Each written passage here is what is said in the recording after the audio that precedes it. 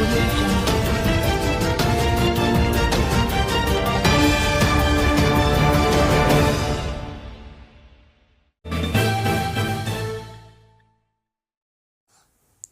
नमस्कार, मैं हूं कृष्णा पंडित और आप देख रहे हैं MP report news. MP report news में आपका हार्दिक स्वागत है। आइए चलते हैं आज की ताजा खबरों की ओर। शंकराचार्य राहुल गांधी को उन्हें हिंदू धर्म से अलग नहीं कर सकते, भास्कर राव रोकड़े। शंकराचार्य स्वामी अविमुक्तेश्वरानंद सरस्वती जी ने परम धर्म संसद को संबोधित करते हुए राहुल गांधी को मनुस्मृति पर अपमानजनक टिप्पणी करने के लिए माफी मांगने हेतु 1 माह का समय दिया है। इसके साथ ही उन्होंने यह हिदायत भी दिया है कि यदि वे माफी नहीं मांगते हैं तो उन्हें हिंदू धर्म से निष्कासित कर दिया जाएगा। शंकराचार्य द्वारा राहुल गांधी को हिदायत दिए जाने के बाद गुरुदेव के नाम से प्रसिद्ध कांग्रेस समर्पित सम्यक अभियान के प्रमुख भास्कर राव रोकड़े ने मीडिया को बयान दिया। वह विकासशील दृष्टिकोण वाले हर हिंदू को सोचने विवश कर देता है। श्री रोकड़े ने राहुल गांधी को समाजवादी दृष्टिकोण से युक्त सुधारवादी नेता निरूपित किया है। आइए देखते हैं विस्तृत रिपोर्ट। शंकराचार्य स्वामी अविमुक्तेश्वरानंद जी एक शंकराचार्य होने के साथ साथ सुधारवादी संत भी है, जो गौ हत्या पर रोक लगाने के लिए कड़े कानूनी प्रावधान बनाने हेतु जो प्रयास कर रहे हैं, निसंदेह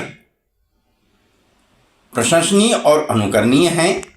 जिन्होंने राम मंदिर मुद्दे पर इतना स्पष्ट विचार रखा और ढकोसलेबाजी से दूर रहे, निश्चित रूप से इसी प्रकार के विचार स्वामी स्वरूपानंद जी के भी रहे हैं।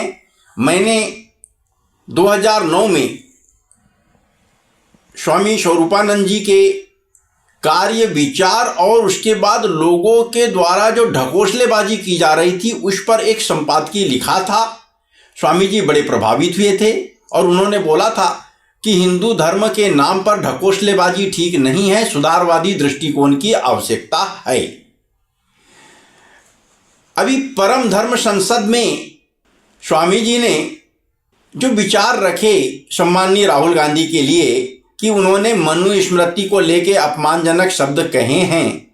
एक और प्रस्ताव आया है जिसको देवेंद्र पांडे जी ने रखा है।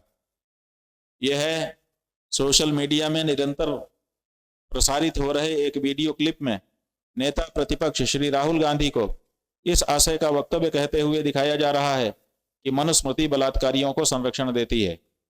इससे मनुस्मृति को पवित्र ग्रंथ मानने वाले करोड़ों आस्थावान लोगों को बहुत बड़ी पीड़ा हुई है। जिनकी ओर से धर्मांश श्री विकास पाटनी जी ने निंदा प्रस्ताव रखा है। अच्छा, ये भी उन्होंने ही रखा। परम धर्म संसद 1008 राहुल गांधी के इस वक्तव्य की घोर निंदा करती है और शीघ्रता से अपने आशय को स्पष्ट करने या क्षमा याचना करने की मांग करती है। रुकिए पूरा हो जाने दीजिए। 1 महीने के भीतर वे यह भी बताएं कि इस परिस्थिति में उन्हें हिंदू धर्म के आधारभूत ग्रंथ की निंदा करने के कारण हिंदू धर्म से बहिष्कृत क्यों ना घोषित किया जाए। संसद के सचिव निजी भारत के नेता प्रतिपक्ष राहुल गांधी से इस प्रस्ताव के साथ एक पत्र लिख करके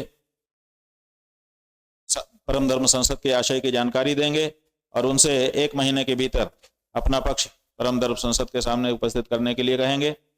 और अगर ऐसा नहीं होता है तो एक रिमाइंडर देने के बाद उनको हिंदू धर्म से बहिष्कृत करने की घोषणा जारी की जाएगी। उन्होंने जो कहा है, ना मैं उसका खंडन करने की हैसियत रखता हूं, ना अपने ओर से खंडन करना चाहता हूं, किंतु मनुस्मृति पर मेरे अपने एक विचार हैं। वो ये कि मनुस्मृति 2 मानी जाती है, एक वैदिक और दूसरी पौराणिक। वैदिक मनुस्मृति में महाराज मनु को प्रथम पुरुष माना जाता है, मनुष्य के रूप में मान्यता है। तो जो उनका परिवार बड़ा, कई पीढ़ी तक उन्होंने राज किया, कोई बने बनाए राज के राजा नहीं थे, तो उसमें जो संख्या बढ़ी तो उनमें उन्होंने काम बांटे थे। काम को धारण करने के लिए बोले थे और उस धारण किए हुए काम के आधार पर उनके वंश आगे बढ़े और वही जाति में शायद बदली होगी। लेकिन महाराज मनु के सामने के समय जाति व्यवस्था नहीं बनी थी, ये सब मानते हैं।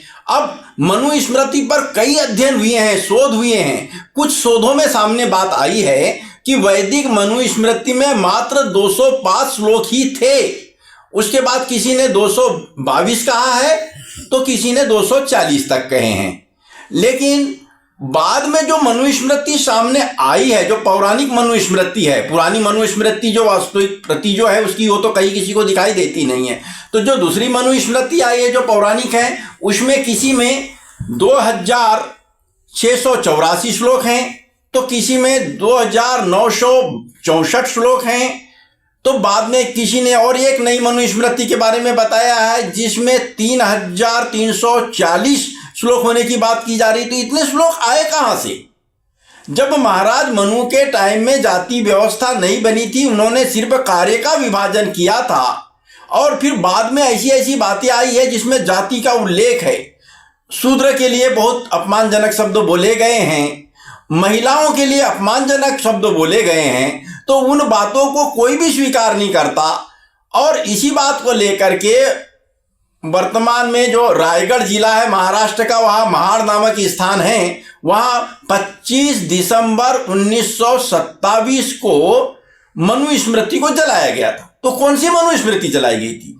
उस समय जो मनुस्मृति की एक प्रति हाथ में थी वो विलियम जोनास जो अंग्रेज थे उनके द्वारा ट्रांसलेट की हुई प्रति भी थी, जिन्होंने काशी के कुछ पंडितों ने कहा था कि मुस्लिमों के लिए शरिया कानून और नियम है तो हिंदुओं के लिए कौन से हैं? तो आप उन्होंने बता दिया कि मनुस्मृति है। उसके आधार पर विलियम जोनास ने ये मनुस्मृति अंग्रेजी में लिख दिया ट्रांसलेट करके और उससे बड़ी भ्रांतियां पैदा होने लगी। उसको हिंदू भी नहीं मान रहे थे, उनको भी लग रहा था कि नारी को उपभोग की चीज बताना बेहद गलत है, या ऐसी जाति प्रथा जिसमें व्यक्ति को व्यक्ति से नीचा और ऊंचा दिखाना वो ठीक नहीं है। इस बात को लेकर वहां गंगाधर नीलकंठ सहस्त्रबुद्धे जी ब्राह्मण वर्ग के थे और उन्होंने भी माना था कि ये ठीक नहीं है और बाकायदा कुंड बना के मनुस्मृति जलाई गई थी। तो महाराज मनु के प्रति भाव नहीं होना, श्रद्धा नहीं होना, ये बात नहीं है। हिंदू धर्म में आस्था रखने वाला व्यक्ति पुराणों शास्त्रों में वेदों में जो उल्लेख है उसको मानता है और मानना चाहिए।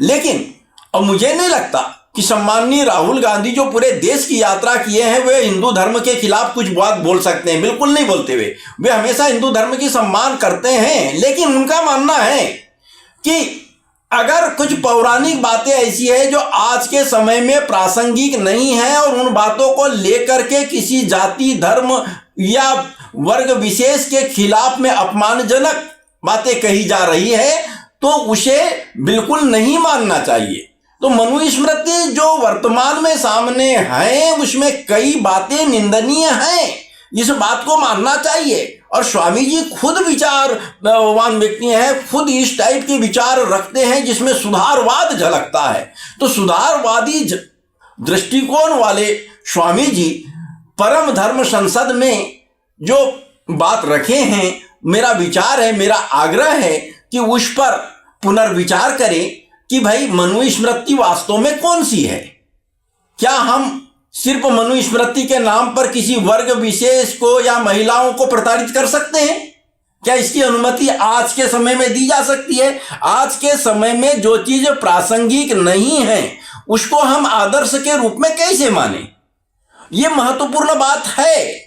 और स्वामी जी का व्यक्तित्व खुद ही मीमांसाकारी है, वो मीमांसा करते हैं। तब उनको इस बात को समझना चाहिए कि राहुल गांधी किन बातों को लेकर आपत्ति कर रहे हैं।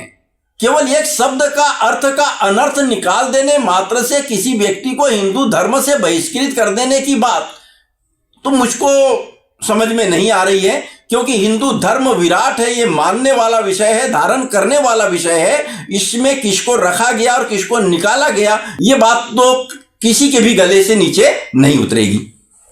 आज के लिए बस इतना ही।